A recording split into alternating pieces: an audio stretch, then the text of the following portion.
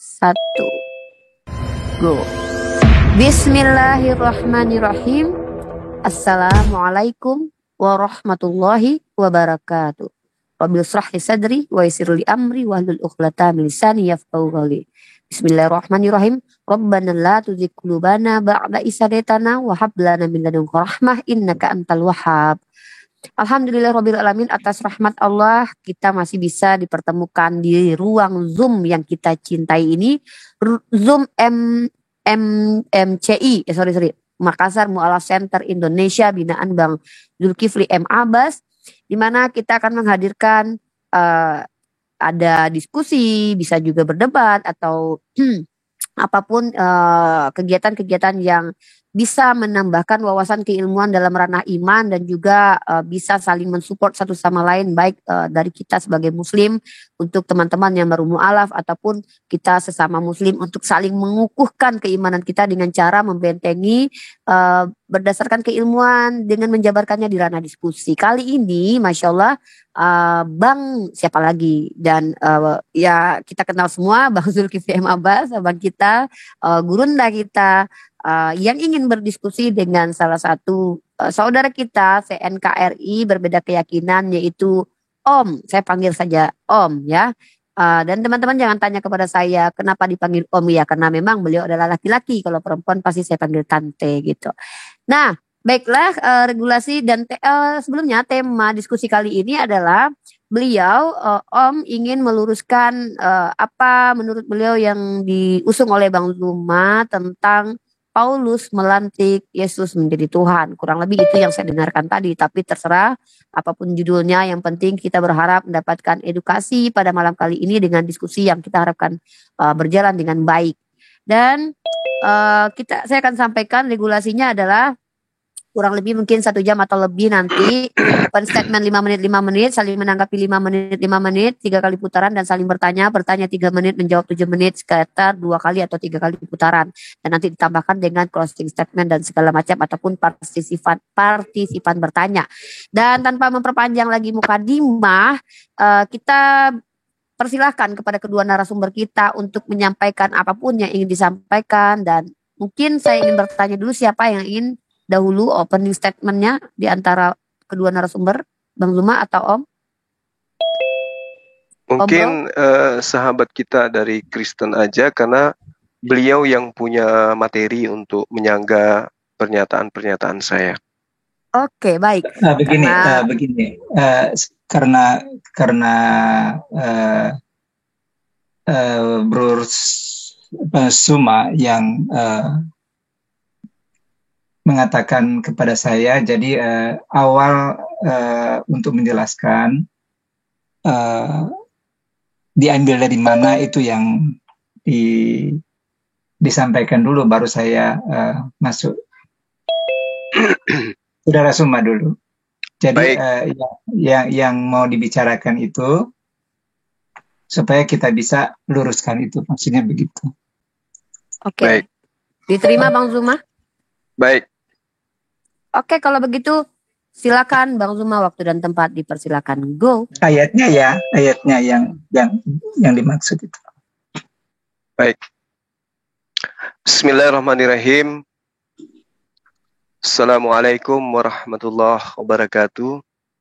Puji syukur kita panjatkan kehadirat Allah Subhanahu wa taala, berkat rahmat hidayah dan juga tuntunan dari Roh Kudus, Malaikat Jibril melalui Al-Quran, sehingga kita umat Islam di dalam langkah memiliki koridor yang disebut kaidah syariat.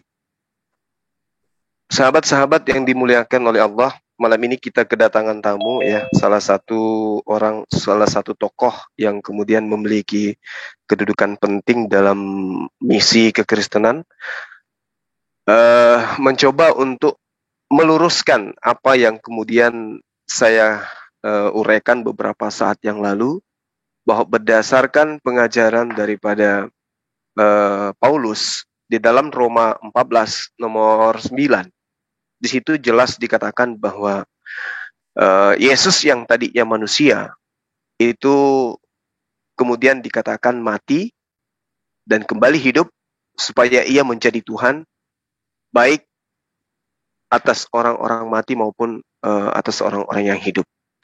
Kemudian melalui asisten Paulus juga dalam Kisah Para Rasul 2 nomor 36, di situ juga diterangkan dengan nyata bahwa ada seruan kepada orang Israel, meski nanti ini akan bertentangan dengan beberapa data di dalam kitabnya orang Israel itu sendiri.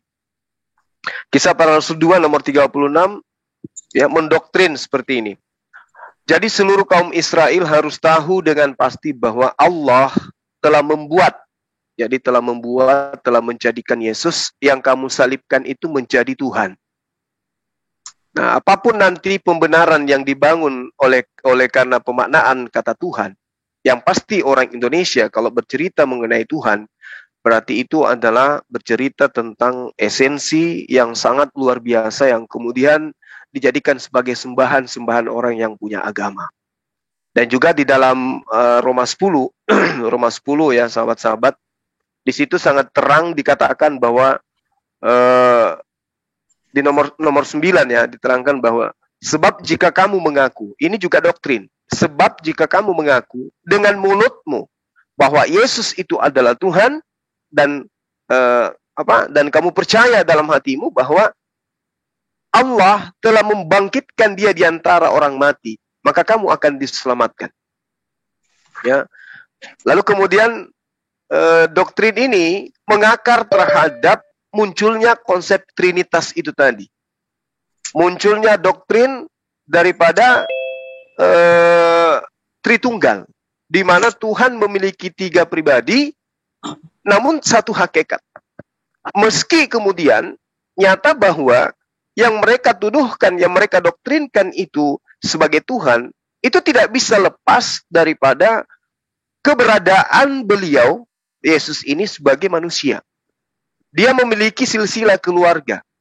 Dia memiliki catatan-catatan tentang kelahiran. Beliau juga dianggap sebagai pemimpin bagi umat Israel. Lalu kemudian nyata di dalam kitab mereka itu dibaptis oleh manusia. Nah, poin yang terpenting kemudian adalah Yesus yang didoktrinkan adalah Tuhan, itu justru dikasihi oleh Tuhan. Itu bisa kita lihat dengan data-data yang ada dalam kitabnya teman Kristen, Matius 3 misalnya nomor 17. Lalu terdengarlah suara dari sorga yang mengatakan, inilah anakku yang kukasihi, kepadanya lah aku berkenan. Jadi manusia yang dikasihi oleh Tuhan itu kemudian dituhankan, dianggap setara dengan Tuhan itu sendiri. Lalu kemudian yang aneh, ketika ada doktrin di mana sang Tuhan yang dalam rupa manusia ini, yang kita katakan Yesus, itu dibawa oleh roh, ya kita nggak tahu ini roh apa. Lalu kemudian fungsi dibawanya oleh Roh Kudus ini, itu untuk dicobai oleh iblis. Matius 4 nomor 1. Mustahil kemudian Tuhan itu dicobai. Nah, lalu kemudian jauh daripada itu, teman-teman pasti tahu bagaimana itu Yesus puasa, merasa lapar, kemudian Yesus ini mengalami kematian, di mana hal-hal seperti ini itu tidak bisa kemudian dimiliki oleh esensi Tuhan. Ya, esensi Tuhan itu tidak mungkin memiliki kelemahan-kelemahan seperti itu. Dia khalik, ya, dia bukan makhluk. Saya kira begitu dari saya. Jadi poin-poin ini tadi, kemudian kamu kita ingin patahkan. Silakan. Dan poin terakhir adalah esensi ketuhanan itu dia harusnya adalah khalik, bukanlah makhluk. Silakan Pak Om Bro untuk menanggapi 5 menit dari sekarang. Go. Segala puji syukur bagi nama Tuhan Yesus Kristus, bagi orang-orang yang percaya, yang mendengar Zoom ini. Semoga saudara diberikan berkat dan anugerah kasih sayang dari Tuhan Yesus. Sebelum saya masuk lebih jauh, saya menjelaskan dulu apa arti atau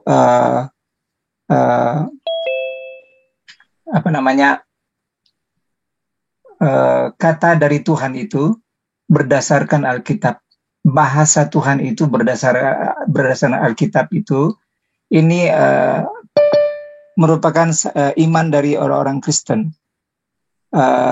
Kita melihat bahwa kata Tuhan itu diambil dari nama yang disembah oleh bangsa Israel, yaitu Yahweh, YHWH, ya. Jadi YHWH itu adalah huruf mati yang tidak dapat diucapkan. Kenapa YHWH itu hurufnya tidak dapat dibaca? Karena alasannya adalah umat Israel sudah terbiasa memanggil Tuhan Dewa Baal, yaitu Allah, ya, Allah atau ilah lain, seperti yang dicatat dalam Ulangan 5 ayat 7. Jangan ada Allah lain di hadapanku itu. Jadi sebelum Abraham ada, sebutan sesembahan Allah ini sudah dipakai untuk menyembah Baal, dewa, artinya Allah itu sendiri. Makanya turunlah perintah Yahweh atau YHWH kepada Musa di dalam Ulangan 5 ayat 11 atau Keluaran 20 ayat 7. Di sana dikatakan jangan menyebut nama Tuhan dengan sembarangan. Nah, itu sebabnya muncul kata YHWH ini supaya tidak sembarang disebutkan, karena ini adalah huruf mati. Jadi bangsa Israel tidak dapat menyebutkan kata YHWH karena nama ini sangat sakral, ya, tidak sembarangan disebut. Maka mereka mengucapkan YHWH itu diganti dengan kata Adonai. Adonai artinya Tua, ya Tuanku, atau ya Tuhanku. Ya, itu Tuhan dan Tuanku. Jadi sama, Tuanku, ya Tuanku atau ya Tuhanku. Itu Adonai, itu orang Israel kalau mereka berdoa, mereka panggil Adonai atau ya Tuanku atau ya Tuhanku. Ya, sebutan Adonai adalah satu ungkapan seruan atau panggilan. Jadi kalau orang Israel mau berdoa tidak memanggil YHWH, tetapi Adonai, ya Tuanku atau ya Tuhanku. Nah, sebutan lain dari Adonai adalah kata El. El itu juga adalah Tuhan. Tuhan, tetapi bukan satu ungkapan panggilan. Karena El ini adalah satu pengertian bahwa Tuhan yang ada, yang hadir. Ya, artinya seperti kata El dalam bahasa Ibrani itu seperti El, artinya Tuhan yang kuat. Artinya Tuhan itu menyatakan kekuatannya, kelihatan apa yang dia kerjakan. Elohim, Tuhan yang Maha Kuasa. Ya, artinya Tuhan yang disebut itu menyatakan diri bahwa dia adalah berkuasa. El Yon. Jadi El itu adalah Tuhan. Jadi Tuhan yang maha tinggi. Jadi ada berapa kata nama El itu sama juga sebutannya El, tetapi bukan sesuatu yang disebut Adonai, karena Adonai itu penyebutan untuk memanggil. Nah, jadi di sini sudah ada yang namanya keesaan. Sebelum perjanjian baru sudah ada keesaan di situ bahwa YHWH itu adalah Bapa itu sendiri yang tidak kelihatan, sebab di Alkitab mengatakan Bapa itu adalah roh, Tuhan itu adalah roh. Nah, karena dia tidak kelihatan, maka tampillah yang disebut dengan kata El. Nah, El ini menyatakan keberadaannya. Jadi YHWH ini tidak kelihatan, tetapi dinyatakan oleh Tuhan untuk melakukan. Waktu habis. YHWH tidak kelihatan, tapi tampillah yang dipanggil dengan El yang menyatakan diri, kurang lebih begitu narasi terakhir. Dan silakan ditanggapi oleh Bang Zulma 5 menit dari sekarang. Go. Ini belum selesai, tapi ya bilang terus saja. Oke, nanti dilanjut lagi di waktu Anda, Ya, oke. Bapak. Oh iya, oke. Silakan. Oke, baik. Jadi saya rasa kalau kita bergelut dengan penamaan itu ya, itu saya rasa tema yang berbeda. Karena konsentrasi kita di sini adalah meruntuhkan pandangan yang saya katakan bahwa Yesus itu adalah manusia yang kemudian dilantik menjadi Tuhan. Ini yang menjadi poin. Ini yang menjadi poin dialog kita pada malam hari ini, bahwa Tuhan dalam perspektif kita umat beragama, ya khususnya yang ada di Indonesia, Tuhan itu adalah esensi pencipta langit dan bumi. Dialah yang kemudian menciptakan segala sesuatu. Nah, yang rancu di sini muncul kemudian ketika Tuhan ini dikatakan menjelma menjadi manusia. Ini yang menjadi rancu kemudian. Makanya saya katakan bahwa di dalam pemahaman kami umat Islam tentang yang dikatakan Tuhan, itu tidak bisa kemudian diragukan. Kaidah Tuhan di dalam pengajaran para nabi itu bisa dilihat di dalam kitab Ulangan bab 32 di nomor 39. Lihatlah sekarang bahwa akulah dia. Tidak ada Allah kecuali aku. Akulah yang mematikan dan yang menghidupkan. Aku telah meremukkan, tetapi akulah yang menyembuhkan. Dan seorang pun tidak ada yang dapat melepaskan dari tanganku. Nah, berarti Tuhan itu yang benar itu adalah yang menghidupkan, adalah yang mematikan. Sesuatu yang dihidupkan dan juga dimatikan itu bukan Tuhan. Karena kaidah yang ada adalah logika sehat manusia itu membawa kita kepada pemahaman pencipta langit dan bumi ini itu sudah pasti suci dari kepunahan. Itu sudah pasti suci daripada ketiadaan. Sementara kematian itu adalah bagian daripada ketiadaan. Orang yang tadinya hidup ketika dia meninggal itu dianggap sudah tidak ada di alam semesta ini. Sedangkan kemudian ini dialami oleh Yesus. Ini dialami oleh Yesus. Kelahiran dialami oleh Yesus. Ya. Hidup selaku makhluk dialami oleh Yesus. Sementara Tuhan inilah yang memberi kehidupan. Tuhan ini juga lah yang kemudian memberikan kematian. Kalau kita melihat lebih jauh di dalam kitab Nehemia 9 nomor 6, hanya Engkaulah Tuhan. Engkau telah menjadikan langit. Ya, langit, segala langit dengan segala bala tentaranya. Dan bumi dengan segala apa yang ada di atasnya. Dan lautan dengan segala apa yang ada di dalamnya. Engkau memberi hidup kepada semuanya itu. Dan bala tentara langit sunyut menyembah kepadamu. Apakah ini Yesus yang disembah, yang diceritakan di sini? Enggak. Lalu di dalam Nehemia 9 nomor 6 ini Yesus kedudukannya sebagai apa? Hanya Engkau adalah Tuhan. Yesus enggak masuk di situ. Engkau telah menjadikan langit. Yesus bukan dia. Ya, langit. Segala langit dan segala bala tentaranya. Yesus tidak masuk kategori di situ. Dan bumi dengan segala yang ada di atasnya. Yesus tidak masuk dalam kategori itu. Laut dengan segala yang ada di dalamnya. Yesus pun tidak masuk dalam kategori itu. Engkau memberi hidup. Yesus tidak masuk dalam kategori itu. Nah, lalu kemudian munculnya kekristenan didukung dengan dalil-dalil yang saya bacakan di awal tadi. Manusia tanpa izin dari ibu kandungnya sendiri Maria, itu dijadikan menjadi Tuhan.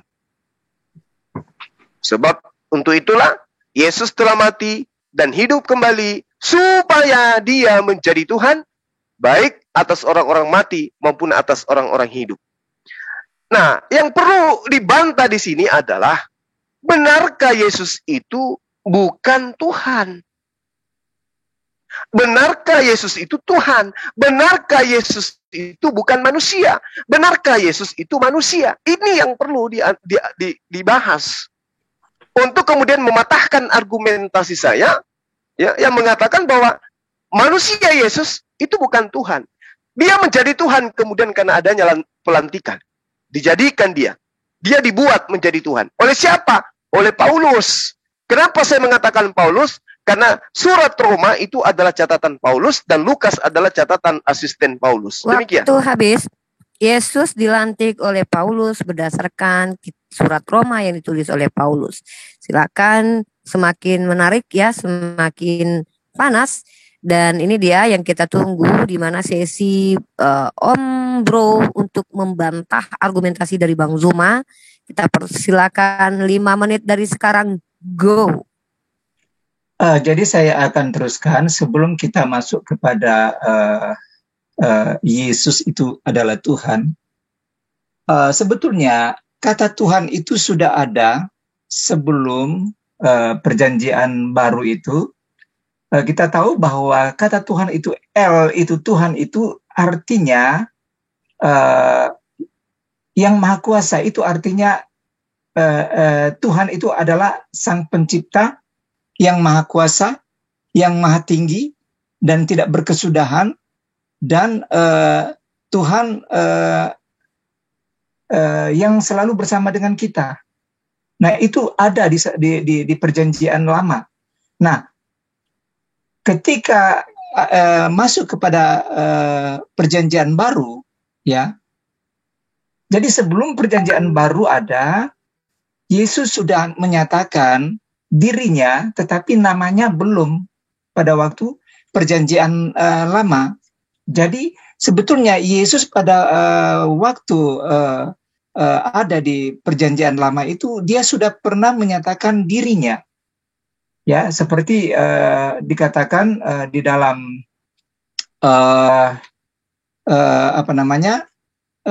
firman Tuhan di sana ketika Tuhan datang kepada Abraham, ya, dia datang kepada Abraham untuk memberikan satu kabar baik kepada Abraham, dan Tuhan pada waktu itu dia tidak menyatakan namanya. Artinya Yesus yang sebelum dia datang sebagai manusia, dia sudah pernah menyatakan dirinya sebagai penguasa pada waktu itu, ya. Dan kita melihat bahwa di dalam Keluaran, kitab Keluaran di sana mengatakan bahwa Tuhan berkata kepada Musa, "Aku telah menampakkan diri kepada Abraham, Ishak, dan Yakub sebagai Tuhan, tetapi namaku aku belum menyatakannya." Nah, di situ sebetulnya tepat apa yang Yesus pernah katakan, bahwa sebelum Abraham ada, Yesus sudah ada. Nah, tetapi pada waktu itu Yesus belum menyatakan namanya.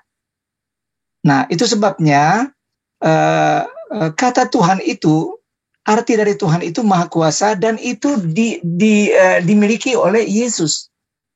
Yesus berkuasa atas langit dan bumi. Yesus membangkitkan orang mati, Yohanes 11 ayat 1. Yesus mengalahkan maut, Wahyu 1 ayat 18, 2 Timotius 1 ayat 10. Ya. Yesus maha suci, ya, karena dia lahir bukan dari pasangan suami istri, tetapi dia datang dari yang maha tinggi, ya, Matius 1 ayat 18. Ya, karena Yesus lahir dari Roh Suci, maka Yesus disebut, ya, Tuhan yang maha kuasa, yang maha suci, ya. Kemudian Yesus berkuasa mengampuni dosa, Lukas 7. Jadi banyak, ya, Yesus berkuasa, maha mengetahui, Matius 9 ayat 4, Lukas 8 ayat 45. Yesus maha esa di dalam Bapa, dan maha esa itu di dalam Bapa dan di dalam Roh. Jadi itu terdapat di dalam Lukas 4 ayat 18. Jadi kita melihat bahwa ketuhanan Yesus itu ketika dia menampakkan kekuasaan dari Bapa itu sendiri, dan nyata bahwa sebetulnya sebelum Yesus datang menjadi manusia, dia memang sudah Tuhan. Tetapi bagaimana orang harus mengenal Bapa itu? Dia harus menyatakan kepada bangsa Israel supaya mereka mengenal Bapa itu. Nah, bagaimana cara untuk supaya mereka mengetahui pekerjaan-pekerjaan dari Bapa, dan itulah yang dikerjakan oleh Yesus. Nah, tetapi wujudnya sebagai manusia, ya bisa dikatakan Tuhan, bisa dikatakan Tuhan. Jadi pengertian arti dari Tuhan itu artinya penguasa. Itu artinya yang maha kuasa. Itu arti dari kata Tuhan. Dan itu dimiliki oleh Yesus. Segalanya ada di dalam Dia. Dia adalah Alfa Omega. Oke, ya silakan. Segalanya ada di dalam Dia. Dia adalah Alfa Omega. Itu adalah pembelaan dari Om Bro terhadap argumentasi yang dilancarkan oleh Bang Zuma. Silakan Bang Zuma untuk kalau bisa dipatahkan kembali. Ya, jadi saya sangat menghargai upaya Bapak kemudian untuk tetap menjadikan Yesus manusia ini menjadi Tuhan. Itu adalah upaya yang memang sejak dari dulu ada kekuatan-kekuatan yang kemudian mengajarkan hal yang sama seperti Bapak malam ini. Hanya saja apesnya karena oknum yang Anda jadikan Tuhan itu tidak mau dijadikan Tuhan. Yohanes 8 nomor 42 misalnya. Kata Yesus, ini bukan kata saya. Kata Yesus kepada mereka, jikalau Allah adalah Bapakmu, kamu akan mengasihi aku. Sebab aku keluar dan datang dari Allah. Dan aku datang bukan atas kehendakku sendiri. Jadi bagaimana mungkin kemudian Hasem yang maha berkehendak, ketika dia datang dalam rupa manusia, ternyata dia tidak maha berkehendak. Karena kedatangannya atas kehendak oknum lain. Artinya, menurut pengakuan Yesus, dia itu bukan dia yang maha berkehendak itu. Tetapi dia hanyalah perantara dari yang maha berkehendak kepada Bani Israel. Yesus berkata, bukan aku yang berkata. Yohanes 8 nomor 42. Jikalau Allah adalah Bapakmu, kamu akan mengasihi aku, sebab aku keluar dan datang dari Allah. Dan aku datang bukan atas kehendakku sendiri. Lalu atas kehendak siapa? Kehendak Dia yang mengutus aku. Jadi kalau kita mengenyampingkan iman, lalu kemudian mendudukkan akal untuk menelaah pernyataan-pernyataan Yesus, mustahil ada orang yang akan menjerumuskan diri untuk menuhankan kepada sesamanya manusia. Meski manusia itu super. Nah, lagi-lagi, landasan pijakan saya menyatakan itu, kita lihat. Markus 1, nomor 38, nomor 39. Marilah kita pergi ke tempat lain. Ini kata siapa? Kata Yesus. Marilah kita pergi ke tempat lain, ke kota-kota yang berdekatan, supaya di sana aku juga memberitakan Injil, karena untuk itu aku datang. Kalau Yesus memberitakan Injil, dan ternyata kedatangannya untuk memberitakan Injil, Injil mana yang menorehkan Yesus mengajarkan nama pencipta langit dan bumi itu adalah Yesus. Yesus tidak pernah menyatakan, ketika dia menyatakan namamu kepada aku memberitakan namamu kepada mereka.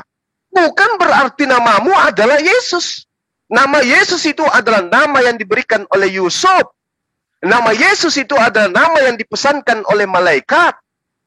Dan lagi-lagi, hanya orang yang buta, orang yang tuli, dan orang yang bisu yang tidak bisa membaca kebijakan keimanan Yudaism sebagai agama tertua, bahwa dalam konsep ketuhanan mereka tidak ada sekalipun mereka menyebut Hasem dengan sebutan Yesus. Jadi dari mana pola Yesus ini adalah nama Tuhan? YHWH. Aku menyatakan diri kepada Abraham, Ishak, dan Yakub. Tapi tentang namaku aku belum menyatakan. Nanti aku nyatakan ketika Maria melahirkan aku. Itu konsepnya dari mana? Itu konsepnya dari mana? Saya hanya mengatakan begini. Konsep apapun yang akan diusung kemudian untuk menuhankan anak Maria, yang Maria sendiri tidak pernah menyatakan keikhlasannya darah dagingnya dituhankan, itu akan terbantahkan dengan konsep yang diajarkan Yerusalem, Bani Israel, ahli kitab, sampai hari ini. Yesaya 45 nomor 6. Supaya orang tahu. Jadi kalau orang kudu harus tahu. Dari terbitnya matahari sampai terbenamnya matahari. Bahwa tidak ada Tuhan yang lain di luar aku. Akulah Tuhan. Tidak ada yang lain. Jadi kalau ada yang kemudian mendoktrin anak Maria yang semata wayang itu, yang lahir tanpa ayah, yang mengakibatkan Maria kena fitnah di Yerusalem kala itu, di tanah Nazaret, di tanah Yudea kala itu. Ya, itu adalah pengajaran yang dibuat-buat, melantik manusia bernama Yesus menjadi Tuhan, menggantikan posisi pencipta langit dan bumi. Sedangkan dia ketika dia datang, justru dia mengajarkan kepada Bani Israel untuk menyembah hanya kepada Allah yang mengutus dia. Waktu habis, sedangkan Yesus mengajarkan untuk menyembah kepada Tuhan, malah dilantik menjadi Tuhan oleh manusia. Dan kita persilakan, ini sudah trip kedua ya, dan nanti trip ketiga masih saling menanggapi 5 menit. Dan buat Anda Bapak, saya ingatkan agar memaksimalkan waktu, karena sampaikan poinnya secara secara straight to the point ya, karena temanya adalah benarkah Yesus itu dilantik oleh manusia. Agar tidak membuang-buang waktu, saya sarankan Anda untuk lebih mengkerucut kepada poin dan tidak lari dari topik kita. Itu saran saya sebagai moderator demi kebaikan Anda, agar poin yang ingin Anda sampaikan tersampaikan dan tersalurkan. Oke, dan silakan Bapak Pendeta Bro atau Om Bro untuk melanjutkan diskusi kita 5 menit dari sekarang. Go. Oke, saya langsung saja. Karena pertama saya sudah jelaskan tentang arti kata Tuhan. Tuhan itu adalah Maha Kuasa dan itu sudah dipegang oleh Yesus Kristus. Segalanya semua ada di dalam Dia. Nah, jadi kita akan masuk kepada satu tuduhan bahwa Paulus melantik Yesus menjadi Tuhan berdasarkan Roma 14 ayat yang ke-9. Di sana berbunyi demikian. Sebab untuk itulah Kristus telah mati, ya, dan hidup kembali, supaya ia menjadi Tuhan. Jadi kalau Yesus tidak mati, kalau Yesus tidak bangkit, untuk apa kami percaya Dia sebagai Tuhan? Ya. Kalau Yesus tidak mengalami kebangkitan, untuk apa kami orang percaya mau ikut Yesus sebagai Tuhan? Tetapi karena di sini Rasul Paulus dengan tegas mengatakan Kristus telah mati, berarti ketika dia masih hidup, dia adalah manusia biasa, dan dia telah menunjukkan segala pekerjaan-pekerjaannya untuk supaya orang percaya kepada dia. Tetapi dia akhiri dengan satu peristiwa di mana tidak ada satupun orang yang bisa melakukannya kecuali hanya Yesus. Ya, Yesus mati dan hidup kembali. Jadi ketika Yesus hidup, maka Yesus telah menjadi Tuhan sesuai apa yang dikatakan oleh Rasul Petrus. Jadi bukan Rasul Paulus yang melantik Yesus adalah Tuhan, tetapi Rasul Petrus juga sudah menyatakan di dalam Kisah Rasul 2 ayat 36 di sana, sebelum Paulus menyatakan hal ini, ya, di sana dia katakan, jadi seluruh kaum Israel harus tahu dengan pasti bahwa Bapa telah membuat Yesus yang kamu salibkan, berarti dia telah mati, Ya, jadi ada hubungan dengan perkataan Paulus. Jadi Yesus telah mati dan dia hidup. Jadi ketika Yesus disalibkan, dia bangkit dari kematian, maka dia telah menjadi Tuhan dan Kristus. Jadi kalau Yesus tidak mati, berarti jangan sebut dia Tuhan. Kalau Yesus tidak disalibkan dan tidak bangkit, tidak perlu kami menyebut Yesus itu adalah Tuhan. Tetapi karena Yesus telah bangkit, bahkan dia sudah naik ke surga, layaklah kami menyebut Yesus adalah Tuhan. Itu sebabnya saya pernah mengirim video kesaksian seorang Muslim. Dia percaya Yesus karena jawaban doa melalui yang dia minta, ya.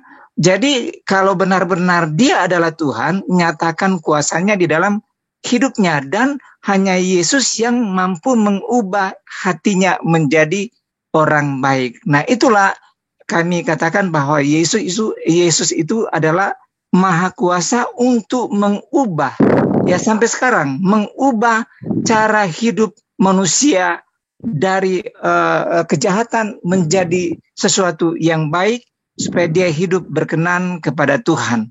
Jadi layaklah dia menyebut Yesus adalah Tuhan karena dialah yang mengubah hidup, mengubah segala karakter dia. Pada waktu dia belum percaya Yesus, dia sudah kesana kemari, dia tidak mengalami kuasa dari Tuhan, walaupun dia sudah berdoa, sudah macam-macam dia berdoa, tetapi ketika dia datang kepada Yesus, dia baca firman Tuhan, dan di situ dia melihat bahwa nyata kuasa Tuhan itu bisa mengubah hidupnya.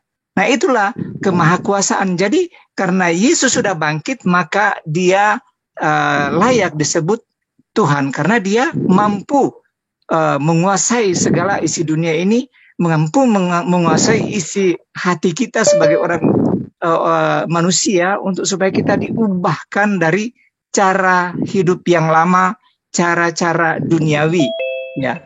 Jadi disitulah kita lihat bahwa Paulus mengubah cara-cara hidup yang duniawi dari Pak Om Bro, ya.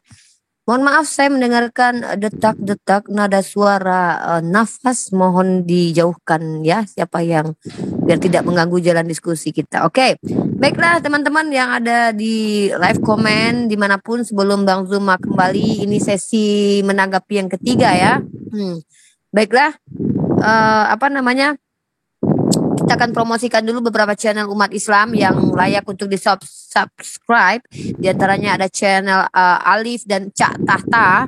Mereka adalah guru-guru saya. Silakan buat teman-teman yang sudah subscribe channel saya dan ada di live YouTube-nya saya dan juga punya Bang Zuma, untuk berbagi subscribe atau hanya sekedar mengklik dan juga menonton ataupun like ya, sebagai agar mereka semangat dalam menjalankan kehidupan dengan berdakwah di sosial media, begitu ya. Ingat Tahta channel, Alif channel, untuk saat itu baru dua itu yang bisa saya promokan, karena nanti keterbatasan waktu, Bang Zuma juga punya banyak janji ya.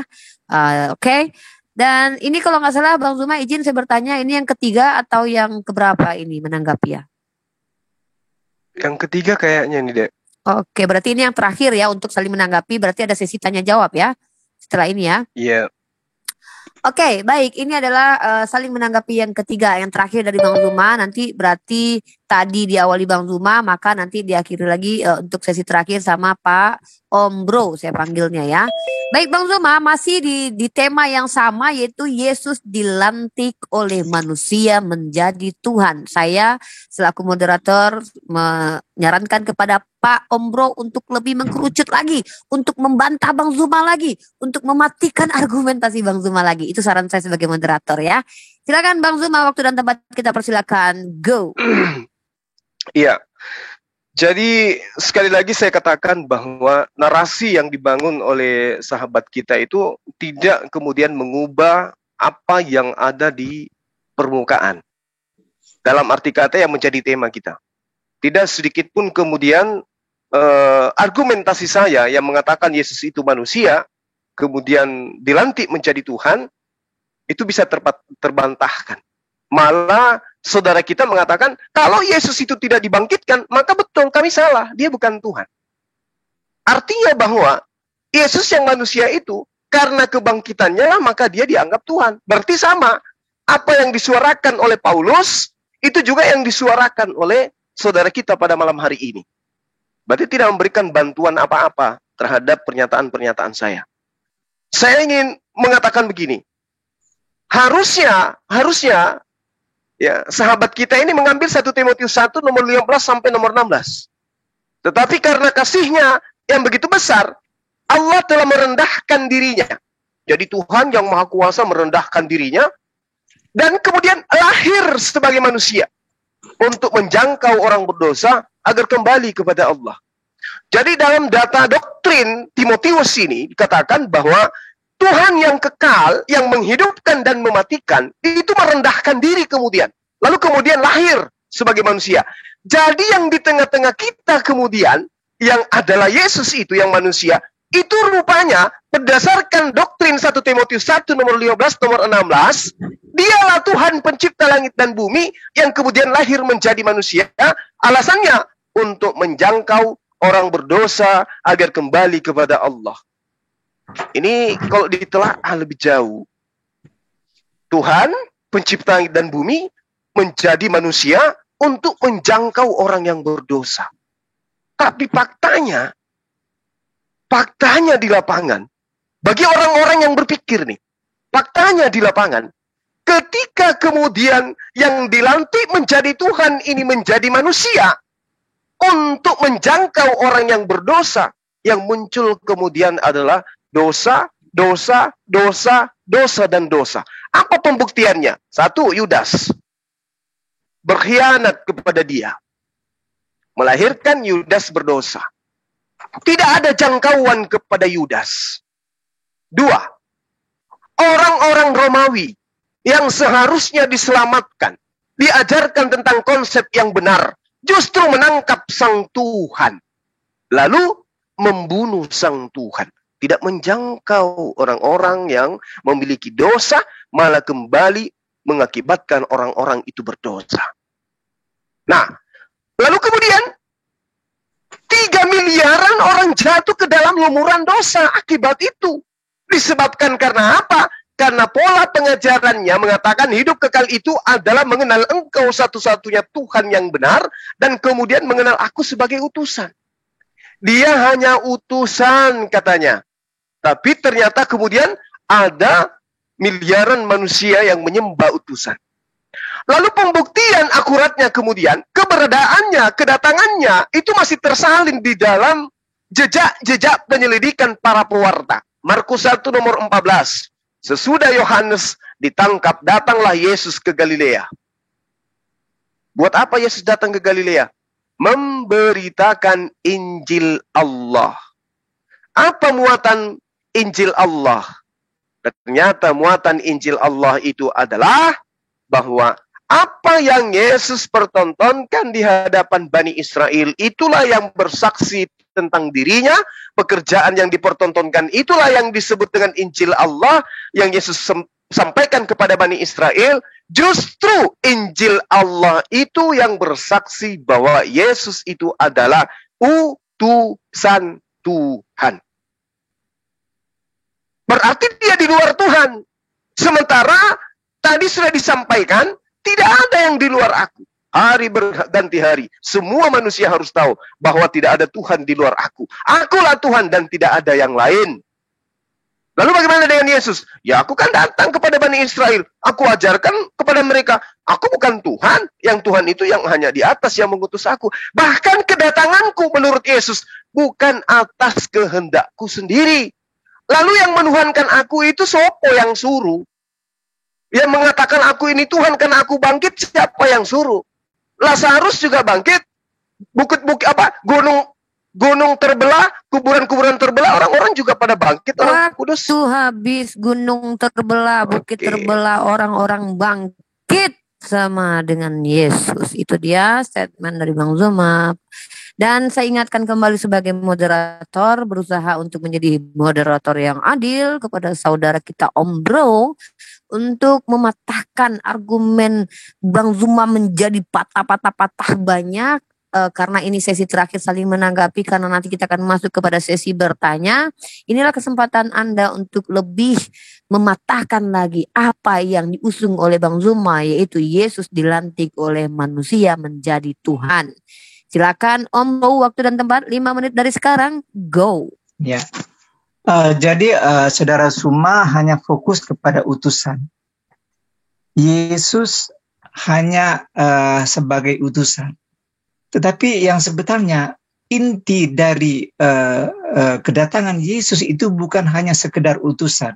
Kalau dia hanya utusan, untuk apa dia menjadi utusan? Ya. Tapi yang menjadi inti di dalam Injil itu, kedatangan Yesus ke dalam dunia ini, kami orang Kristen tidak terlalu mempersoalkan dia datang sebagai Tuhan atau tidak. Sebab dia datang untuk menyelamatkan. Jadi terlepas dari dia utusan untuk supaya apa? Misi penyelamatan bagi orang-orang yang sudah jatuh ke dalam dosa. Nah, jadi inti di dalam kitab Perjanjian Baru, yaitu apa yang sudah dibaca tadi mengenai aku tidak berbuat apa-apa dan saya hanya utusan. Nah, itu hanya cara Tuhan untuk supaya bagaimana Tuhan mengambil kembali manusia yang sudah jatuh. Nah, cara itulah. Jadi dia harus datang menjadi manusia. Jadi seperti contoh saya kasih perumpamaan, ya. Ada seseorang, ya. Waktu dia berjalan di hutan, ketika dia sedang istirahat, dia memperhatikan, ini cuma contoh ya, cuma perumpamaan. Ketika orang itu melihat gerombolan semut sedang menuju ke salah satu lubang, tetapi semut-semut itu tidak tahu bahwa lubang itu ada api di dalam, ada ada gas beracun di dalam lubang itu. Kemudian orang ini, si manusia ini dia coba menghalangi. Dia menghalangi semut-semut ini, dia memakai kayu, dia halangi, tetapi semut ini tetap mereka pergi menuju kepada lubang itu. Semakin dihalangi, mereka tetap berjalan di situ. Jadi bagaimana cara supaya semut ini bisa terselamatkan? Maka dia harus berkuasa menjadi semut. Ketika dia menjadi semut, baru dia menyatakan kepada semut-semut itu, "Hei, kamu berhenti. Jangan teruskan perjalanan sebab di depan itu adalah berbahaya." Nah, di situ ada semut-semut yang mendengarkan, ada yang tidak mendengarkan. Mereka tetap menjalankan. Memangnya kamu siapa? Pasti begitu. Tapi mereka tidak tahu bahwa dia yang sudah tahu tujuan semut ini akan menuju kepada kebinasaan. Nah, begitulah dengan Yesus Kristus. Dia keluar dari Bapa untuk maksud tujuan untuk menyelamatkan manusia yang sudah jatuh ke dalam dosa, yang sedang menuju kepada satu kebinasaan. Dia datang untuk supaya menyelamatkan. Jadi Bapa itu adalah roh yang tidak bisa mengatakan sesuatu kepada manusia karena manusia tidak mengerti bahasanya Tuhan, bahkan tidak mendengar sekalipun, tapi dia datang dengan suaranya Tuhan sendiri untuk mengatakan, "Akulah jalan, kebenaran, dan hidup.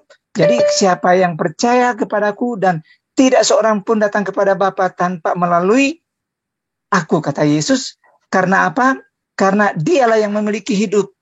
Oleh sebab itu dia harus mengorbankan dirinya, disalib, dan setelah dia bangkit, maka semua orang berkata Yesus adalah Tuhan. Jadi bukan karena Paulus yang mengangkat dia Tuhan tanpa alasan.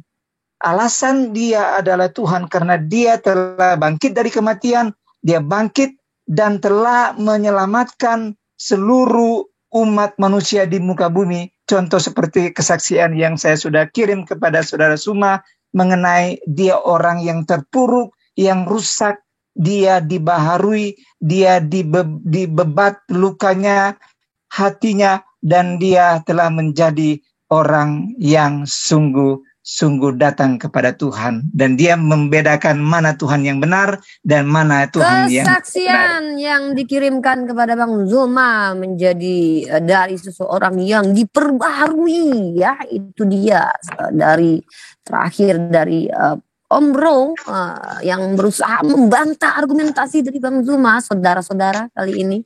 Dan sayang sekali sesi tanggapan menanggapi sudah selesai. Ada sesi yang lebih menarik lagi yang semoga, aduh ini luar biasa pasti ya. Dimana ada sesi ini adalah sesi bertanya, kita tidak adakan sesi Beatle ya.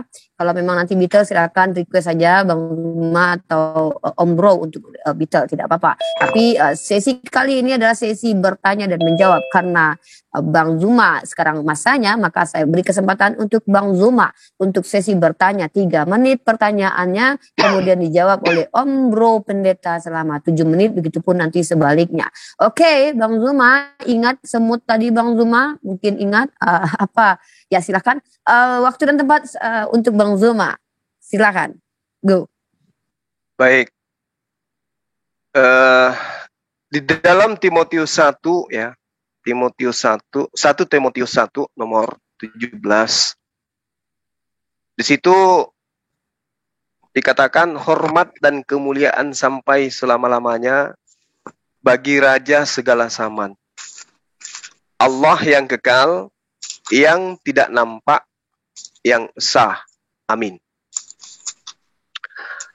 Saya ingin bertanya kepada sahabat saya ya.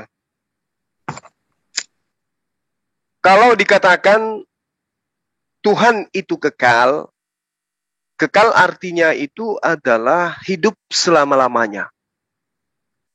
Kalau hidup selama-lamanya, berarti tidak pernah mengalami kematian. Sementara poin yang Anda jajakan kemudian adalah manusia Yesus itu menjadi Tuhan kemudian justru karena dia tidak kekal, alias pernah mengalami kematian. Yang ingin saya dijelaskan selama 7 menit, dan tentu penjelasan saudara saya ini muatannya adalah kebenaran, bukan asumsi, tapi kebenaran absolut yang didasari oleh pernyataan-pernyataan Yesus itu sendiri, bahwa dialah pencipta langit dan bumi. Bukan asumsi, bukan iman, bukan doktrin, bukan dogma, tetapi isi yang bersumber dari pengajaran Yesus itu sendiri. Kenapa?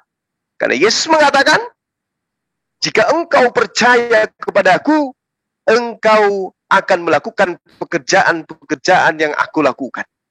Jika engkau percaya kepadaku, jika engkau mengasihi aku, maka engkau akan mendengarkan segala perkataanku. Yohanes 14. Nah, mengenai Tuhan yang kekal, Paulus sendiri yang tadi menjadikan Yesus menjadi Tuhan, itu menjelaskan secara nyata bahwa mereka ingin menipu Allah, sesungguhnya mereka hanya tertipu dengan upaya mereka. Allah membalas tipu daya mereka. Di sisi lain dia katakan Yesus Tuhan, di sisi lain dia katakan Yesus itu bukan Tuhan. Sekarang saya ingin tanya kepada Bapak, apakah pencipta langit dan bumi itu yang adalah esensi yang satu, yang esa, itu pernah mengalami kematian? Apakah alam semesta ini pernah kehilangan ketuhanan? Pernah kehilangan pencipta yang kekal dengan cara mati selama 3 hari? Silakan. waktu habis. Pertanyaannya, apakah dunia ini pernah kehilangan Tuhan? Selama 3 hari esensi Tuhan yang Maha Kuasa itu kurang lebih begitu ditangkap ya Bapak. Saya persilahkan Om Bro untuk menjawab pertanyaannya. Dan saya berharap sebagai moderator yang berusaha bijaksana pada malam ini, agar Om Bro menjawab tanpa meninggalkan tanya. Selesai masalah tanpa masalah. Ya, jadi kalau kita di sini menjawab pertanyaan tanpa menghasilkan pertanyaan baru. Harapan saya begitu. Silakan Om Bro, waktu dan tempat dipersilakan. 7 menit dari sekarang, go. Apakah, saya ulangi lagi, apakah ini pertanyaannya, apakah Sang Oke, saya ulangi Pencipta, lagi. Apakah Sang Pencipta alam itu, yang Maha Kuasa itu, maka pernah kita dunia ini pernah kehilangan Tuhan, yang esensinya adalah Sang Pencipta itu dalam waktu 3 hari? Atau mungkin Bang Zuma boleh mengulangi lagi kalau saya salah dalam mengimplementasikan, merangkum pertanyaan baru Bang Zuma mungkin. Silakan Bang Zuma, nggak apa-apa. Matikan dulu timer please. Please timer, Iya. matikan sebentar. Apakah Tuhan pencipta langit dan bumi ya itu pernah mengalami kematian? Kematian adalah dari ada menjadi tidak ada. Oke, ya sudah. Dikatakan Tuhan itu kekal. Yang dikatakan kekal, hidup selama-lamanya, tidak pernah mati, tidak pernah mengalami maut. Pertanyaan saya, apakah pencipta langit dan bumi ini pernah menjadi tidak ada selama 3 hari? Silakan. Ya, oke ya. Ditangkap ya Pak, silakan. Oke, ya. Itulah yang dimaksud dengan Bapa itu esa, ya. Jadi kenapa pertanyaan tadi, apakah Sang Pencipta langit dan bumi itu kehilangan kuasa ya selama 3 hari? Jadi sebetulnya Bapa itu adalah Maha Kuasa. Arti dari Bapa itu adalah roh yang tidak nampak. Jadi roh Bapa itu ada di dalam Yesus itu. Ketika Yesus melakukan pekerjaannya, satu misi, yaitu selama dia berada di bumi ini, mungkin Saudara Suma akan mengatakan Yesus yang mati 3 hari itu, apakah kuasa itu tidak ada? Nah, sebenarnya saya mau kejelaskan di sini bahwa kenapa Yesus harus mati? Kenapa Yesus harus berseru, ya Aba, ya Bapa? Kenapa engkau tinggalkan aku? Karena kalau roh Bapa tetap di dalam dirinya, dia tidak akan merasai kematian, karena dia yang memiliki hidup. Artinya kalau Yesus tidak akan mengalami kematian, karena kematian itu adalah satu penebusan. Jadi kalau orang-orang tidak ditebus dengan darahnya, maka orang itu tetap akan mendapatkan satu kebinasaan. Oleh sebabnya dia harus melakukan hal ini. Itu sebabnya waktu Yesus mengatakan jauhkan cawan ini, karena sebetulnya bukan dia tidak mampu, tetapi Yesus ingin supaya dia terlepas dari peristiwa ini, kematian. Tetapi dia menyatakan bahwa biar kehendakmu yang jadi, karena supaya semua pekerjaannya diselesaikan. Nah, itu sebabnya kalau Yesus karena pencipta itu tidak berkuasa selama 3 hari, pencipta itu tetap ada, yaitu Bapa di dalam Bapa, karena Bapa itu adalah roh. Roh itu yang keluar, roh Bapa itu yang keluar di dalam Yesus itu membuat Yesus harus mati. Jadi kemanusiaan Yesus harus mati supaya dia menyelesaikan penggenapan hukum Taurat. Dia menyelesaikan supaya dia menjadikan satu kerajaan yang baru, yaitu kerajaan Yesus Kristus. Nah, itu sebabnya kalau mau dikatakan apakah Tuhan kehilangan kekuasaan ketika Yesus mati, tidak. Yesus rohnya tetap ada, dagingnya dia mati sebagai manusia, tetapi dia tetap hidup. Ya, dia kembali kepada Bapa karena dia berasal dari Bapa.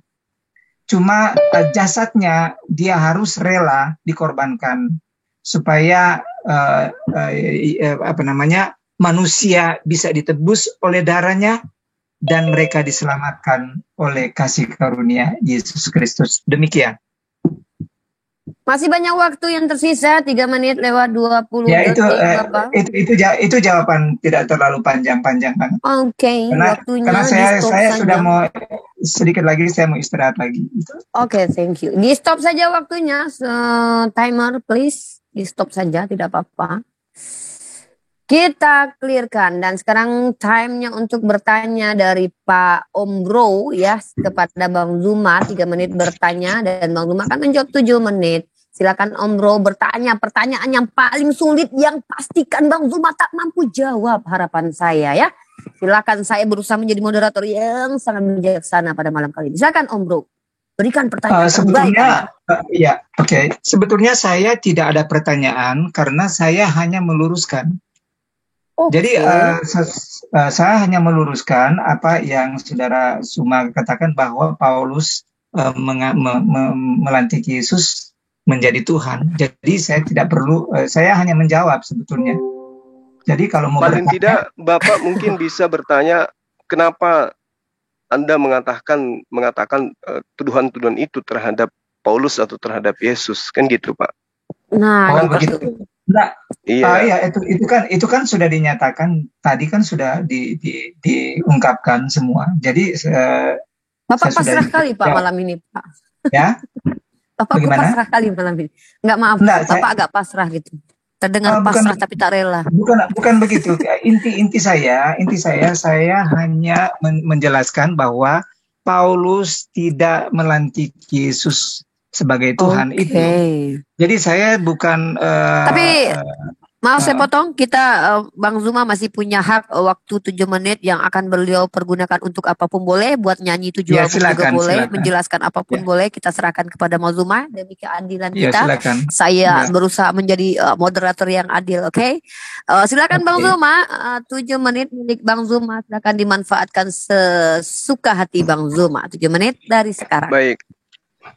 Iya, jadi gini Pak, dikatakan di dalam 1 Timotius, ya, 1 Timotius 1, di situ jelas diterangkan bahwa tetapi karena kasihnya yang begitu besar, Allah telah merendahkan dirinya. Jadi Allah ini yang merendahkan dirinya. Allah itu kan cuma satu. Nah, Allah ini merendahkan dirinya. Setelah merendahkan dirinya, apa? Lahir sebagai manusia. Berarti Allah yang tadi itu sudah lahir menjadi manusia. Tujuannya untuk menjangkau orang berdosa agar kembali kepada Allah. Nah, konsep ini kemudian yang dipegang oleh teman-teman Kristen di dalam doktrin dan dogma sehingga mereka harus terlahir kembali menjadi orang yang suci. Karena meniru cara Tuhan yang kemudian yang datang merendahkan dirinya lahir sebagai manusia. Di samping dalil yang saya katakan, di dalam Filipi 2 nomor 8 juga diterangkan begini. Dan dalam keadaannya sebagai manusia, siapa yang dimaksud ini? Tuhan pencipta langit dan bumi, Pak. Dialah Allah pencipta langit dan bumi itu. Lalu kemudian di dalam konsep agama Anda melalui doktrin Paulus, pencipta langit dan bumi itu pernah dalam keadaan sebagai manusia sehingga dia dikatakan merendahkan dirinya dan taat sampai mati. Jadi Tuhan pencipta langit dan bumi itu pernah datang sebagai manusia, lalu kemudian taat sampai mati, bahkan sampai mati di atas tiang salib. Maka muncul pertanyaan saya tadi. Di dalam konsep kekristenan, Yesus yang adalah Tuhan pencipta langit dan bumi, menjadi manusia, dinamai Yesus, mati 3 hari 3 malam, kemudian bangkit. Pertanyaan saya tadi, apakah alam semesta ini itu pernah kehilangan Tuhan? Karena Tuhan dalam keadaannya sebagai manusia, dia mati. Kalau dikatakan yang mati itu adalah sisi kemanusiaannya, sebagai Tuhan tidak. Loh, kalau begitu ini film kartun sama aja berarti, Pak. Apa artinya ya esensi Maha Kuasa yang Maha Hidup mematikan dirinya kalau ternyata dia adalah Maha Hidup? Berarti nggak berarti. Ibarat kata manusia yang mampu berkata, apalah artinya manusia yang maha dahsyat dalam perkataan ini berkata, aku cinta kamu. Itu bukan sesuatu yang luar biasa. Tapi yang luar biasa itu ketika kambing yang berbicara, aku cinta kamu. Itu baru luar biasa. Jadi kalau Tuhan kemudian yang memiliki hidup, menjelma menjadi manusia, lalu kemudian mati, lalu kemudian bangkit, lalu kemudian itu luar biasa. Enggak ada luar biasanya. Lalu dia yang memiliki segala sesuatunya. Oleh karena itulah kemudian Tuhan tidak mungkin melakukan sesuatu yang sifatnya sia-sia. Dia mau menghidupkan orang-orang ciptaannya.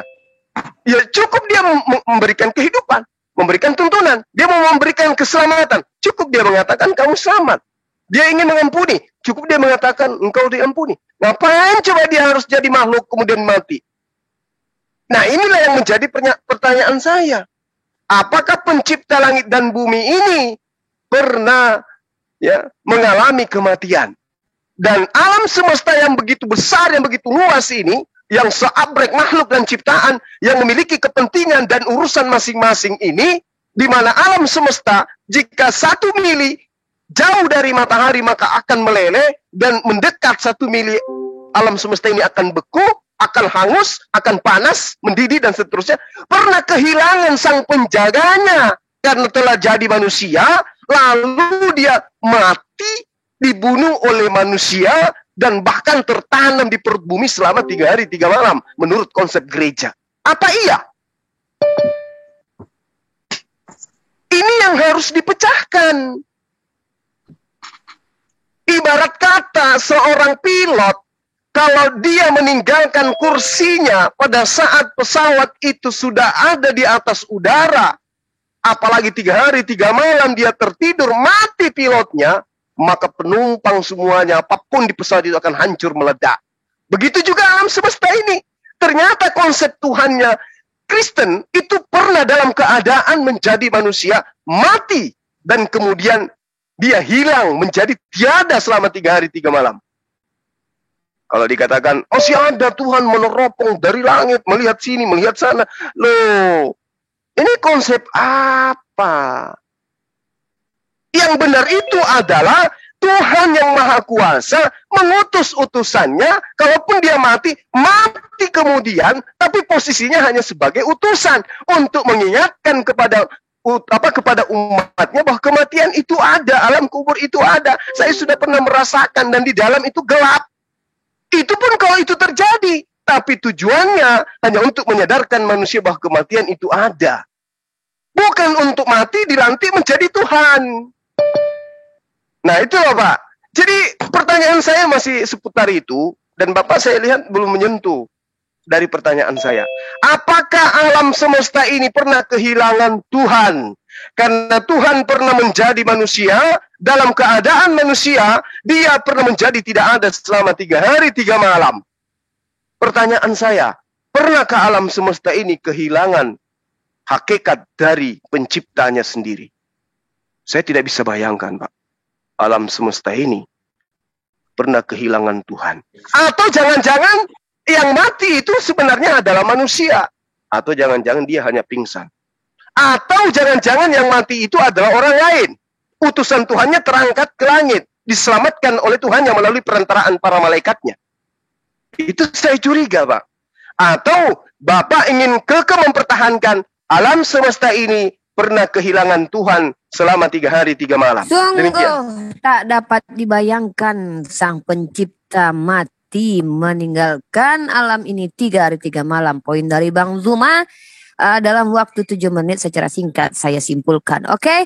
Dan tadi sudah sesi tanya jawab. Saya 2 kali putaran saja karena tadi saya mendengar bahwa Pak Pendeta kita itu ingin beristirahat dan kita masuk ke closing statement tanpa ada Beatle ya Bang Zuma, tanpa ada sesi partisipan bertanya karena Bang Zuma juga ada schedule lain. Wah, padat sekali jadwal nih Bang Zuma ya.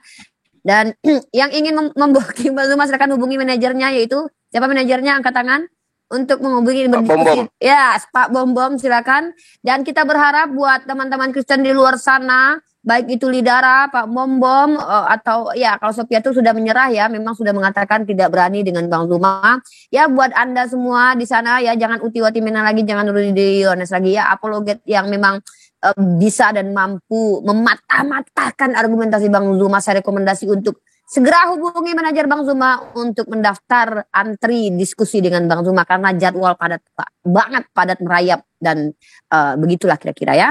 Oke, kita akan closing statement selama 5 menit dan saya silakan Pak Om Bro yang tadi agak terkulai lemas saya dengar suaranya untuk semangat minum kopi bercampur masaku agar lebih melek matanya seperti Bang Zuma yang selama ini treatmentnya minum kopi campur masaku. Silakan Pak Pendeta Om Bro untuk closing statement selama 5 menit kurang lebih. Ya, silakan. Semangat Om Bro, semangat.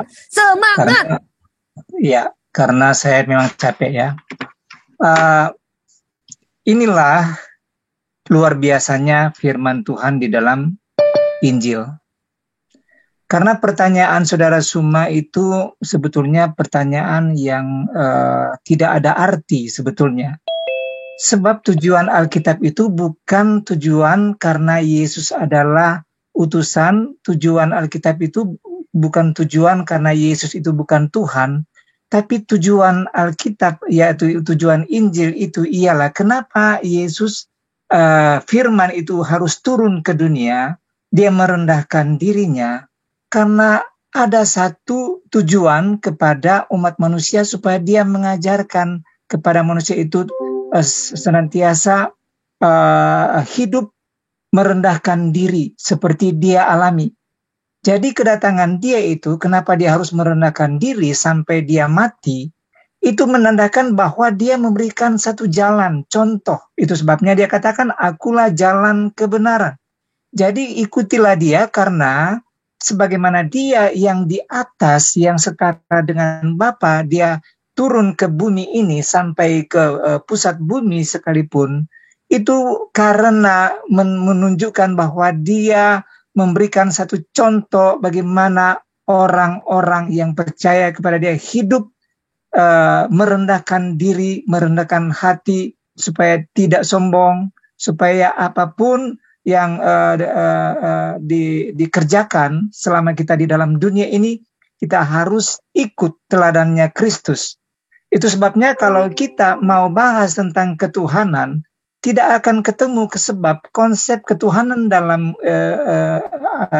kepercayaan Saudara Suma dengan konsep ketuhanan di dalam Injil itu sangat berbeda. Sebab di dalam Injil itu ketuhanan nyata, ketuhanannya nampak. Karena arti dari Tuhan itu maha kuasa, menyatakan diri, menyatakan segala kekuasaannya, dan menyatakan semua apa yang dia kerjakan untuk kebaikan semua orang. Jadi berbeda dengan kepercayaan yang Saudara Suma, itu saya tidak akan singgung, maaf. Tetapi iman Kristen itu bahwa semua yang percaya kepada Tuhan sudah memiliki satu jaminan keselamatan. Jadi kalau mau katakan Yesus itu adalah Tuhan, dia memang Tuhan karena dia adalah juru selamat. Jadi kalau mau bilang itu terserah saudara, tetapi konsep ketuhanan di dalam Alkitab itu yang maha kuasa, yang bisa mengatur. Bahkan Yesus pernah mengatur keadaan bumi, pernah mengatur alam semesta. Waktu dia menghentikan angin ribut, dia berkuasa atasnya. Tetapi kami tidak selalu mengambil itu sebagai patokan bahwa dia adalah Tuhan. Tapi seluruh umat percaya mengakui dia Yesus adalah Tuhan karena kenyataan dan satu di mana kami mengalami satu jamahan dari Tuhan, kami mengalami satu pertolongan dari Tuhan dengan nyata sekali. Makanya semua orang percaya Yesus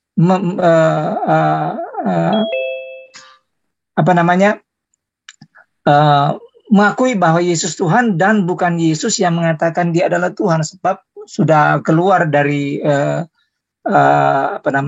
nubuatan. Sebab di dalam nubuatan orang yang menyebut Yesus Tuhan, bukan dia sendiri. Jadi kalau mau katakan bahwa kenapa Yesus itu harus direndahkan diri, siapa yang itu sebetulnya saudara semua harus tahu bahwa itu hanya salah satu cara Tuhan untuk datang ke dunia untuk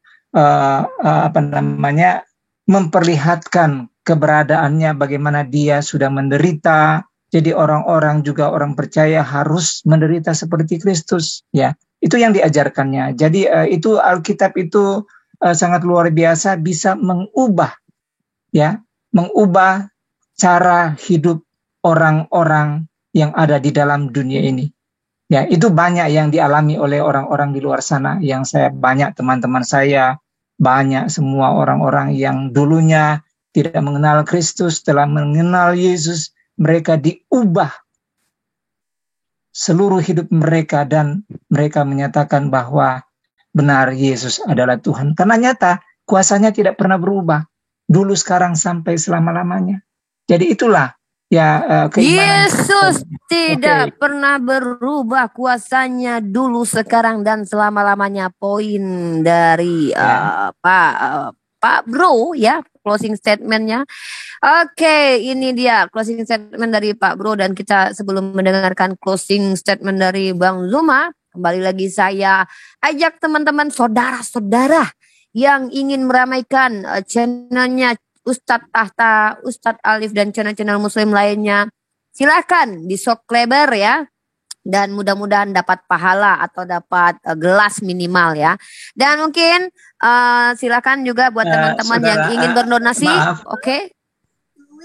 Ya, Pak. Saya mau live dulu ya. Saya izinkan Bang Zuma closing statement dulu Pak, biar kita saling menghormati dan menghargai. Mungkin mana tahu ada sesuatu yang mengilhami Bapak tadi ketika Bang Zuma closing statement. Saya hanya ingin mengajak teman-teman berdonasi untuk semakin mempercepat pembangunan Masjid Nur Maulidah, di mana situ sudah ada nomor telepon yang silakan dikirim ya. Dan juga jangan lupa pesan rendang saya sudah buka dari kemarin, kok nggak ada juga ini yang pesan di mana ini. Oke, baiklah, kita kasih statement terakhir buat Bang Zuma. Waktu dan tempat kita persilakan. Gimana dong? Silakan Bang Zuma. Baik, pertama saya mengucapkan banyak terima kasih atas upaya-upaya yang saudara kita uraikan demi untuk melanggengkan ajaran menuhankan manusia Yesus. Itu kita hargai karena itu adalah iman. Nah, saya hanya ingin menutup dialog kita ini bahwa pada umumnya teman-teman Kristen ketika ditanyai tentang apakah alam semesta ini pernah kehilangan Tuhan, pasti akan berkelit jika dituntut kemudian untuk menjelaskan kebenaran doktrin ketuhanan, yang menurut saya konsep ketuhanan yang membingungkan. Ya, maka oleh karena itulah kemudian setiap kali kita berdialog tentang ketuhanan Yesus yang adalah manusia itu, pasti teman-teman dari kubu Kristen itu akan memilih untuk secepatnya lompat indah agar bisa langsung klaim bahwa Yesus itu adalah Tuhan tanpa bisa memberikan alasan yang bisa diterima oleh akal berdasarkan dalil. Nah, inilah yang saya katakan adalah konsep error, doktrin yang tidak rasional. Jadi begini, Yesus itu adalah orang Yahudi yang sejak kanak-kanak sudah dikenal patuh pada tradisi keagamaan dan hukum-hukum yang berlaku dalam kalangan orang Yahudi itu sendiri. Tanpa sedikit pun adanya indikasi bahwa setelah dewasa nanti, Yesus memiliki misi atau bermaksud untuk meninggalkan apa yang ia tanamkan di dalam dirinya bersama dengan kaumnya. Karena itulah kemudian, tentu saja Yesus sangat paham bahwa iman seorang Yahudi yang juga menjadi sebuah konsep dalam ajarannya, di mana dia senantiasa selalu masuk ke dalam rumah ibadah orang Yahudi, sinagog, untuk kemudian membicarakan tentang perjanjian lama, tentang Alkitab, tentang kitab Taurat dan juga kitab Zabur, Mazmur. Lalu kemudian konsep ini tidak pernah dia tanamkan kepada orang Yahudi bahwa Tuhan itu menjelma menjadi manusia. Itu tidak pernah. Itu malah terbalik. Yesus mengatakan Tuhan itu tak nampak, Tuhan itu tidak bisa terlihat, Tuhan itu kemudian mustahil menjadi makhluk. Nah, lalu kemudian ketika kita ditanya, apakah Yesus diharapkan oleh orang-orang Yahudi, ya, dia sebagai Tuhan? Atau kita ditanya, apakah Tuhan yang orang Yahudi itu diharapkan dan dimohonkan oleh orang-orang Yahudi di dalam ibadahnya agar datang dalam rupa manusia? Tentu tidak. Kalau orang-orang Yahudi paham betul bahwa Tuhan pencipta langit dan bumi itu bukan makhluk. Lalu kemudian gagasan Yesus itu adalah Tuhan, seperti yang saya katakan tadi. Doktrin dan lantikan yang diajarkan oleh Paulus kepada orang-orang Romawi kemudian itu adalah adopsi yang memang sudah mendarah daging terhadap mereka orang Romawi Yunani, bahwa dewa-dewa mereka itu acap kali datang dalam rupa manusia untuk menyelamatkan manusia. Ini ajaran yang sangat-sangat bertentangan dengan segala hal yang menjadi kisi-kisi di dalam pengajaran Yesus sebagai guru, sebagai rabi, sebagai imam Yudaism terhadap agama orang-orang Yahudi itu sendiri.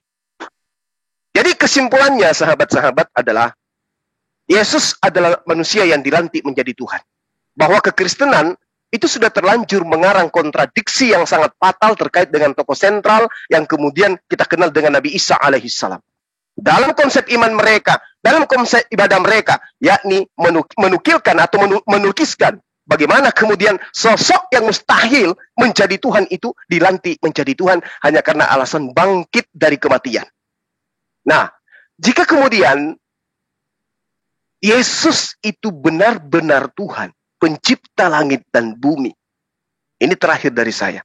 Jika kemudian Yesus yang manusia itu benar-benar adalah Tuhan pencipta langit dan bumi, yang konsepnya kemudian mengambil rupa manusia, merendahkan diri menjadi manusia untuk kemudian menyapa, menyantuni orang-orang yang berdosa, ya, maka alam semesta ini pernah kehilangan pencipta langit dan bumi.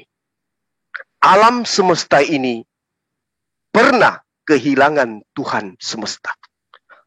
Alam semesta ini selama 3 hari 3 malam pernah kehilangan sang pemiliknya.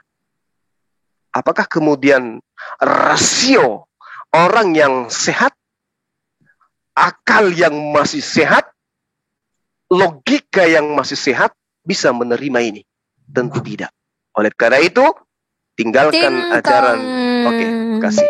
Waktu habis. Akankah kita sebagai manusia berakal sehat menerima hal yang disampaikan seperti Bang Zuma sampaikan tadi? Maka tinggalkanlah maksiat. Ya mungkin gitu maksud Bang Zuma. Baiklah, saya betul. Tinggalkan menzalimi diri sendiri. Yes, tinggalkanlah menzalimi diri sendiri. Baik, sisi kita kurang lebih 1 jam bersama dengan Pak Om Bro, di mana Bang Zuma di sini menyampaikan argumentasinya lebih ya 1 jam lebih, dan Om Bro berusaha untuk mematah-matahkan argumentasi dari Bang Zuma, tapi kita serahkan kepada pemirsa di luar sana, baik di alam nyata dan di alam roh yang melihat bagaimanakah, apakah berhasil Om Bro mematahkan argumentasi Bang Zuma, kembali kepada kita masing-masing. Oke, dan saya selaku moderator akan membacakan sebuah ayat yang luar biasa ya. Di dalam kitab suci Al-Quranul Karim, Bismillahirrahmanirrahim. Allahu la ilaha illa huwal hayyul qayyum, la ta'khuzuhu sinatu wa la naum, lahu ma fis samawati wa ma fil ard man dzalladzi yashfa'u indahu illa biiznih ya'lamu ma baina aydihim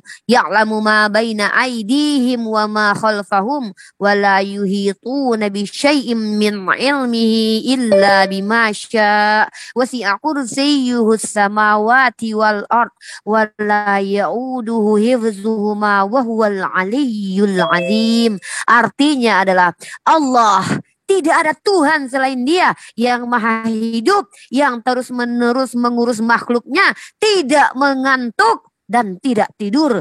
Miliknya apa yang ada di langit dan apa yang ada di bumi. Tidak ada yang dapat memberi syafaat di sisinya tanpa izinnya. Dia mengetahui apa yang di hadapan mereka dan apa yang di belakang mereka. Dan mereka tidak mengetahui sesuatu apapun tentang ilmunya, melainkan apa yang Dia kehendaki. Kursinya meliputi langit dan bumi dan Dia tidak merasa berat memelihara keduanya dan Dia maha tinggi, maha besar. Inilah Dia Tuhannya umat Islam. Jangankan mati, mengantuk pun tidak. Bayangkan jikalau Tuhan kita mengantuk, Dia akan cari kopi campur masako. Nauzubillah summa nauzubillah, Tuhan ngopi karena mengantuk.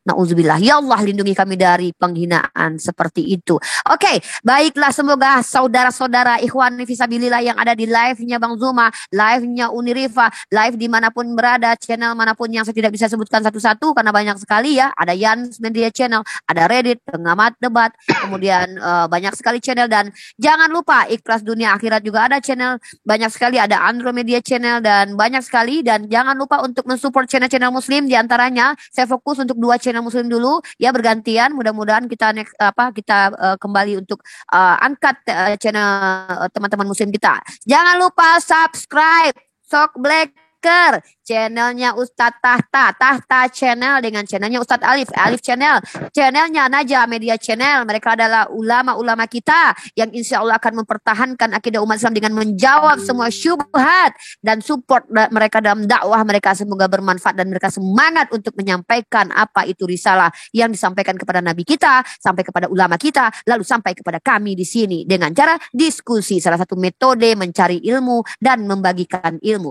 Oke, saya selaku moderator pasti banyak salah. Dari tadi air ludah sudah banyak ini muncrat kemana-mana. Mohon maaf kalau ada kata-kata yang salah, kata-kata yang tidak patut, tidak pantas selaku moderator. Ya wajarlah, saya manusia, bukan Tuhan yang menjadi penebus buat teman-teman semua. Mungkin itu saja dari saya. Ada lagi Bang Zuma yang ingin disampaikan, mungkin informasi apa gitu, Nur Maulida, bagaimana perkembangannya dan segala macam? Iya, terima kasih Adinda Rifa. Saya hanya ingin mengatakan bahwa besok itu ada yang kita live-kan bersyahadat, ya, siaran langsung Allahu dari Akbar. Markas MMCI Makassar ya. Masya Allah. Jadi yang ingin disyahadatkan itu ada beberapa orang, Allahu tapi Akbar. mereka masih ada di daerah. Ada yang dari Mamasa yang sudah menghubungi kita juga. Cuman besok mungkin baru 1 orang yang menyatakan diri untuk siap menjadi pengikut Yesus. Berapa Bang? Yaitu menjadi habis Jumatan, insya Allah. Masya Allah, barakallah, alhamdulillah, rabbil alamin. Berarti di sini masih Jumatan ya?